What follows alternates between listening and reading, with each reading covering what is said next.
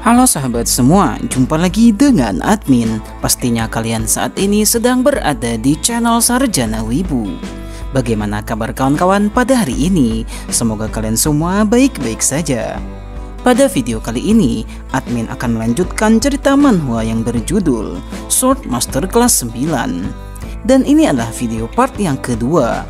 Bagi kalian yang belum mengetahui atau ketertinggalan alur cerita dari manhwa ini, silahkan kalian tonton pada video admin sebelumnya. Untuk link video juga sudah ada di deskripsi.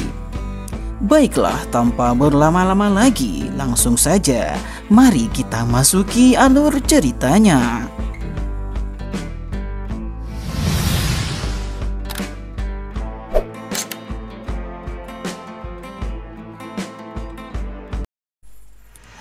Cerita kemudian berlanjut pada chapter kali ini. Pada awal mulanya, kita diperlihatkan ingatan Cheryl saat ia berbicara untuk melakukan bone transformation dengan bangsa elf.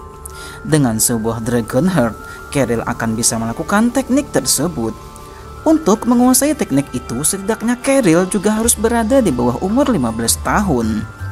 Jika dia sudah lebih tua dari umur itu, maka usahanya akan sia-sia saja. Menurut bangsa elf, jika Cheryl kembali ke masa lalu, Cheryl mempunyai kesempatan mendapatkan Dragon Heart di kediaman keluarga McGovern.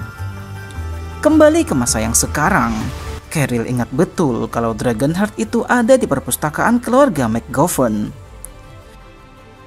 1 minggu kemudian, penasihat keluarga McGovern sedang melaporkan tentang Cheryl yang menghabiskan waktunya di dalam perpustakaan. Dia sepertinya berlatih di sana, namun tidak berlatih menggunakan pedang. Sudah seminggu lamanya dan ini sungguh aneh, ucap Cowell. Cowell kemudian meminta bawahannya untuk membawa anak baru itu ke hadapannya sekarang juga. Kita kemudian diperlihatkan Cheryl yang sedang berlatih menggunakan sihir. Dia berlatih melawan musuh berdasarkan imajinasinya. Pertarungan ini seperti bertarung melawan bayangan sendiri. Cheryl merasa pergerakan tubuhnya terbatas saat ini. Kemungkinan masalah ini karena tubuhnya masihlah anak-anak. Cheryl pun akhirnya terkena serangan dari sang bayangan. Cheryl menyadari kalau gerakannya tidak selincah saat ia masih berada di tower kehidupan sebelumnya. Cheryl harus menantang dirinya sendiri lagi. Dan aku harus mendapatkan kembali sensasi kekuatan tersebut dan mencapai tingkat sword sign seperti dulu, ucapnya. Namun hal yang paling darurat saat ini menurutnya adalah dia harus membentuk tubuhnya kembali. Seseorang kemudian memanggilnya dari luar dan mengatakan kalau Master memanggilnya untuk segera ke ruangannya. Singkat cerita, Cheryl sudah berada di ruangan ayah angkatnya itu. Cowell bertanya latihan apa yang sebenarnya dilakukan oleh Cheryl di dalam perpustakaan McGovern. Cheryl mengaku kalau ia hanya sedang mencoba untuk melatih tubuhnya. Cowell menjelaskan kalau ia akan pergi ke istana kekaisaran pada besok hari, sehingga aku tidak akan berada di kediaman ini untuk sementara waktu. Karena itu, aku memanggilmu untuk memberikan benda ini, ucap Cowell. Cheryl terkejut melihat benda yang diberikan oleh ayah angkatnya.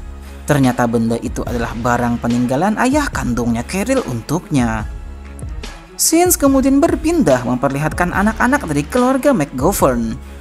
Rio masih saja tidak menerima akan kehadiran dari Cheryl di tengah mereka. Rio kemudian dinasihati oleh kakak kedua bahwa Rio juga adalah seorang bangsawan yang harus menjaga sikapnya. Karena kehadiran Cheryl di tengah-tengah mereka juga atas izin dari ayah mereka sendiri. Akan tetapi Rio merasa aneh dengan perlakuan yang diberikan ayah mereka kepada Cheryl. Semenjak ayah mereka pergi, Cheryl langsung mengunci dirinya di dalam perpustakaan keluarga McGovern. Mart kemudian bertanya kepada Tyron mengenai pendapatnya tentang mana. Mana adalah energi yang terkondensasi antara tubuh dan energi eksternal.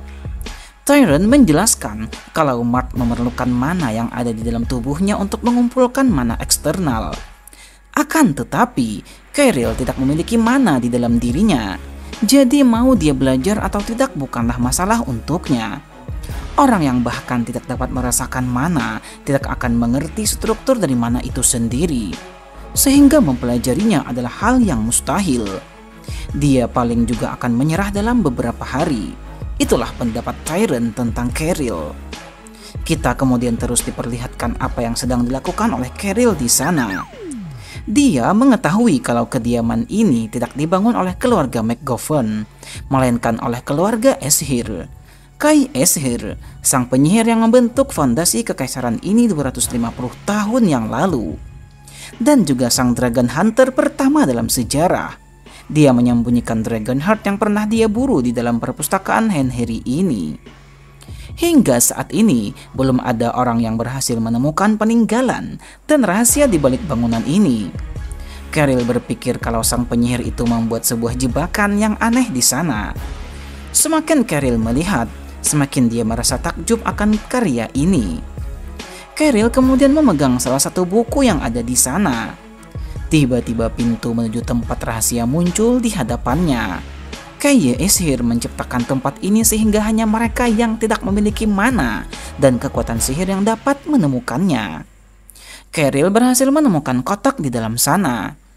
Menurut bangsa elf, jika seorang manusia memakan Dragon Heart sebelum usia mereka menginjak 15 tahun, mereka dapat menyerap seluruh kekuatan yang ada di dalam Dragon Heart tersebut. Cheryl kemudian memakan benda itu. Dalam sekejap, Cheryl merasakan sesuatu di dalam tubuhnya. Cheryl akan menjadi lebih hebat dari semua umat manusia. Tentu saja dengan syarat apabila dia berhasil bertahan setelah memakan Dragon Heart itu. Cheryl merasakan sakit yang luar biasa, hingga ia pun batuk berdarah. Sungguh mengerikan efek samping dari Dragon Heart untuk pemula yang memakannya. Cheryl kemudian tersadar di alam lain. Cheryl mendengar suara aneh di sana. Cheryl melihat kejadian di masa lalu yang terjadi pada Kai Ashir, sang pencipta Dragon Heart. Nampak Kai sedang bertarung melawan naga. Ini adalah ingatan yang tersisa dari Lyseria, sang dragon yang ada di Dragon Heart. Naga Lyseria kemudian menghembuskan nafas api ke arah Kai di sana. Cheryl menilai bahwa tidak ada satu manusia pun yang akan selamat setelah terkena serangan dari Dragon Breed. Berbeda dengan Kai Ashir, dia berhasil menahan serangan itu dengan teknik pertahanan sihir. Pria itu kemudian mengeluarkan skill yang disebut dengan Ignite Fire Arrow. Itu adalah sihir kelas 1 yang dia gunakan untuk melawan sang naga. Dalam sekejap naga itu terkena serangan dari Kai. Rasa sakit dari naga Lyseria terhubung langsung dengan tubuhnya Cheryl. Perlahan Cheryl kemudian membuka matanya. Dia pun tersadar setelah pingsan di perpustakaan. Ternyata saat ini Cheryl sedang dirawat di kamarnya. Cheryl merasakan kekuatan yang hebat di dalam tubuhnya. Cheryl meminta pelayan untuk tidak melaporkan kesadarannya saat ini. Karena jika Cheryl sudah pulih, maka dia berniat untuk langsung menghadap ibu angkatnya nanti. Cheryl menjelaskan kalau ia ingin menyendiri untuk sementara waktu. Lihatlah, Cheryl berhasil menguasai mana, sihir di kehidupannya yang sekarang. Sebuah kekuatan yang bahkan tidak dapat dibayangkan sebelumnya. Beberapa waktu kemudian, Cheryl sudah ingin pergi dari kamarnya. Akan tetapi, pelayan meminta agar Cheryl tetap beristirahat saja. Seandainya Tuan Jack tidak menemukan Cheryl, masalahnya akan menjadi gawat. Jack adalah kakak kelima Cheryl di sana. Sepertinya aku harus bersyukur, ucap Cheryl. Dia kemudian bertanya sudah berapa hari pingsan dan ternyata pelayan itu mengatakan bahwa Cheryl sudah pingsan selama 1 minggu. Cheryl pun terkejut karena dia sudah pingsan dalam waktu yang lama. Cheryl bertanya apakah ada orang yang menjenguknya saat dia tidak sadarkan diri. Seseorang dari istana datang mengunjungi. Cheryl tidak tahu apa alasan mereka. Cheryl kemudian mempersilahkan pelayan itu untuk pergi dari ruangannya. Untuk sementara waktu, Cheryl akan merahasiakan kesadarannya ini. Cheryl berencana untuk memeriksa kekuatan hebat seperti apa yang telah terbangun di dalam tubuhnya. Cheryl merasakan kekuatan hebat dari tubuhnya. Dia sudah berhasil merasakan mana dan menggunakan sihir. Ini sungguh luar biasa. Kekuatan yang sangat hebat yang bahkan tak dapat dibandingkan dengan para mage biasa. Ini sungguh kekuatan yang berasal dari seekor naga. Tidak lama kemudian, Cheryl pun merasakan tubuhnya mulai melemah. Itu adalah efek dari kekuatan besar yang ia gunakan di tubuh anak-anaknya. Mana vein yang ada di dalam tubuhnya hanya terbuka 2 dari 12 mana. Itu artinya Cheryl harus membuka 10 mana vein lagi. Tunggu saja, perjalanan balas dendamku dimulai dari sekarang, ucap Cheryl di dalam hatinya. Kekuatan yang didapatkan oleh Cheryl sungguh luar biasa. Blood vein yang ada pada tubuhnya pun tak dapat menahan kekuatan tersebut. Jika seseorang tidak dapat mengendalikan mana yang mengalir di dalam tubuhnya, maka tubuhnya akan berakhir dengan meledak. Oleh karena itu, Cheryl butuh sebuah senjata yang dapat membantunya mengendalikan mana. Cheryl kemudian mengambil pedang Egnel, pedang yang merupakan warisan dari sang ayah. Sebuah senjata para imigran yang dapat menahan kekuatan mana sihir. Dengan senjata ini, Cheryl mengaku dapat memperkuat fondasi kekuatannya. Scenes kemudian berpindah memperlihatkan di dalam hutan. Cheryl saat ini terus saja berlatih menggunakan mana di sana. Cheryl mengayunkan pedang yang ada di tangannya sambil mengalirkan kekuatan di dalam serangan. Lihatlah betapa kuatnya serangan yang dilancarkan oleh Cheryl. Kekuatan tersebut dapat menghancurkan pepohonan yang ada di hadapannya dalam sekejap saja. Pedang ini berada di level yang berbeda dengan pedang mana yang ada di Kekaisaran. Namun mana murni dari seekor dragon meniadakan seluruh atribut yang ada di pedang ini, ucap Cheryl di dalam hatinya. Cheryl kemudian mencoba untuk menggunakan pedang aura. Orang-orang dulu menyebut mereka yang dapat menggunakan sihir kelas 4 ke dalam pedang mana dengan sebutan Swordmaster. Dan mereka yang telah mencapai puncak dari Swordmaster akan diberi gelar Sword Sign. Namun tiba-tiba Cheryl merasakan rasa sakit yang sangat hebat di dalam tubuhnya. Rasa sakit ini sungguh luar biasa. Meski Cheryl hanya menggunakannya sebentar saja, aku sepertinya masih tidak dapat menggunakan dua vein secara bebas. Aku harus menemukan sebuah cara untuk menstabilkan blood veins yang ada di dalam tubuhku, ucap Cheryl. Cheryl kemudian berdiri. Dia memikirkan kalau ia merasakan sesuatu yang aneh. Bagaimanapun, Cheryl berusaha untuk mencarinya. Tak ada apapun yang mencolok di perpustakaan Anne Harry. Fakta yang membuktikan kalau orang itu menyembunyikannya di sana. Kemungkinan ada sesuatu yang lain yang tersembunyi di dalamnya. Tiba-tiba, pelayan memanggil Cheryl di tempat itu. Cheryl berkata, insiden itu sepertinya akan segera dimulai. Ia telah mengetahui segala sesuatu yang akan terjadi di kehidupannya sebelumnya. Semua anak telah berkumpul di hadapan ibu mereka. Rio dan Tyron bertanya, kenapa bocah imigrannya itu Cheryl juga berada di sana. Mereka menyebut Cheryl adalah bocah yang tidak tahu malu. Ibu mereka memanggil semua anak-anak ke tempat itu untuk menyampaikan sebuah pesan. Seperti yang telah diketahui, musim panen sudah dekat.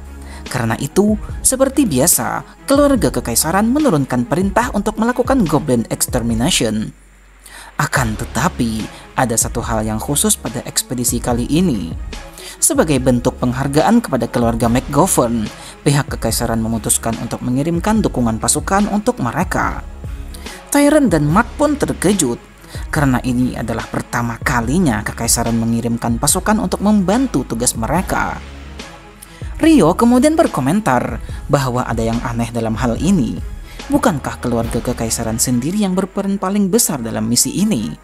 Karena kita kurang dalam hal jumlah pasukan, tanya Rio kepada ibunya.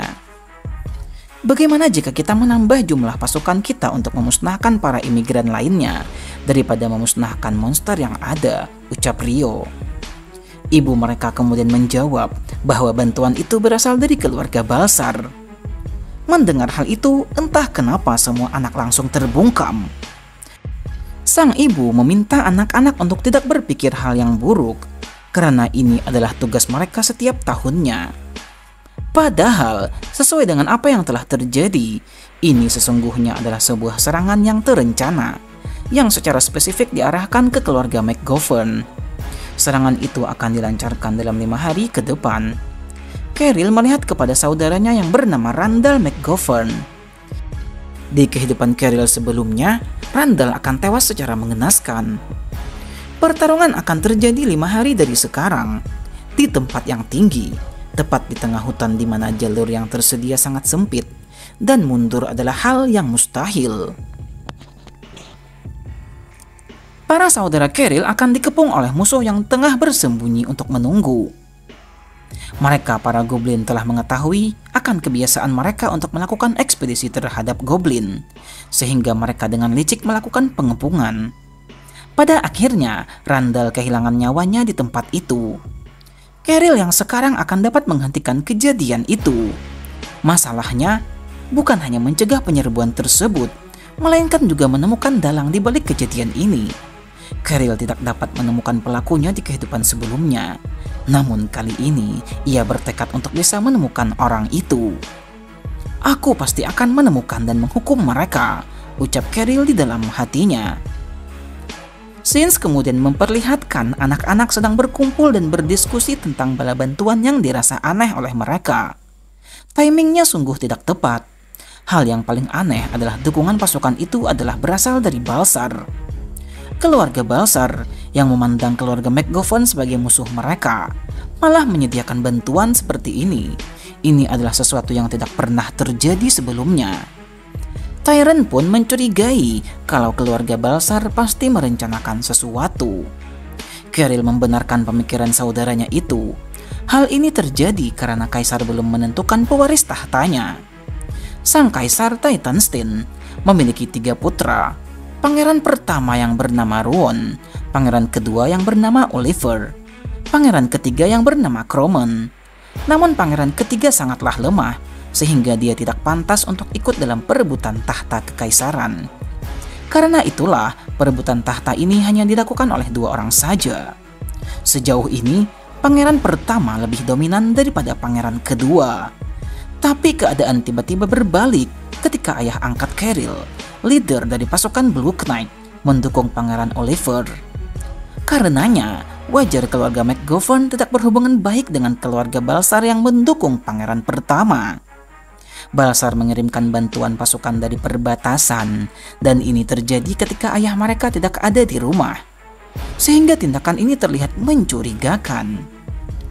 Matt membenarkan pemikiran Tyrant, tapi ia juga berpendapat kalau pasukan yang dipimpin oleh ayah mereka juga akan kembali ke utara untuk ekspedisi ini. Balsar tidak akan berani menantang pasukan Blue Knight jika mereka masih waras, ucap Matt. Tyrant hanya terdiam saja setelah mendengar perkataan itu. Tyrant kemudian mengajukan diri untuk pergi ke dalam ekspedisi ini. Matt dan Cheryl pun terkejut mendengarnya. Ya, tentu saja karena Tyrant adalah anak terlemah di antara mereka semua. Tapi dia adalah anak paling jenius di antara anak-anak yang lain. Randall dan Rio juga ingin ikut serta dalam misi kali ini. Akan tetapi, Tyrant memilih Randall dan Cheryl untuk menemaninya dalam ekspedisi bersama bala bantuan dari Balsar. Cheryl pun setuju dan dia akan segera mempersiapkan dirinya. Cheryl kemudian keluar dari ruangan untuk mengemas barang-barang. Entah apa yang akan terjadi selanjutnya. Bagaimanakah cara Cheryl mengatasi serangan ini nantinya? Sungguh cerita ini semakin menarik untuk kita nantikan bagaimanakah lanjutan ceritanya. Nantikan lanjutan ceritanya pada video admin berikutnya. Dan ini adalah akhir dari cerita pada video kali ini. Bagaimana menurut kalian cerita pada video kali ini? Silahkan kalian tulis pendapat kalian di kolom komentar. Jangan lupa untuk selalu mendukung channel ini dengan menekan tombol subscribe bagi kalian yang belum subscribe channel ini. Like video ini jika kalian suka, serta bagikan video ini kepada teman-teman kalian. Baiklah, sampai di sini dulu perjumpaan kita pada video kali ini. Admin izin pamit undur diri dan admin ucapkan terima kasih banyak. When it's light out, you be talking way